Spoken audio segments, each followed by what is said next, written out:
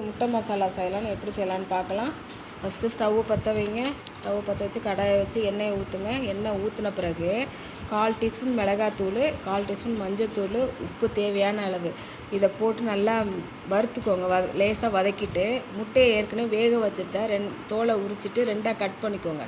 Cut பண்ணி அதை அந்த வதக்கணும் பார்த்திங்களா, அந்த மசாலாவில் அதில் போட்டுருங்க. ஒரு 2 நிமிஷம் அதில் அப்படியே இருக்கட்டும். எடுத்துகிட்டு திரும்பி அதை பெரட்டி போட்டு ஒரு பிளேட்டில் எடுத்து வச்சுருங்க.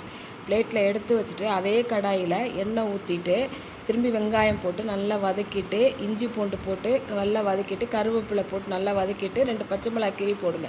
நல்லா வதக்கிட்டு தக்காளி 1 நல்ல பொடியாக கட் பண்ணி அதையும் போட்டுட்டு, அந்த உப்பு லைட்டாக ஏற்கனவே உப்பு போட்டிருக்கோம், அதனால் ஒரு பிஞ்சு உப்பையும் போட்டுட்டு நல்லா வதக்கிட்டு, கரம் மசாலா 1/4 டீஸ்பூனு, தனியாத்தூள் ஒரு டீஸ்பூன் போடுங்க, மிளகாத்தூள் 3/4 டீஸ்பூன் போடுங்க. போட்டுட்டு நல்லா எல்லாம் வதக்கிட்டு கொஞ்சம் பெப்பர் நல்லா தூள் பண்ணி வச்சுக்கோங்க, அதையும் போட்டு நல்லா வதக்கிட்டு ஒரு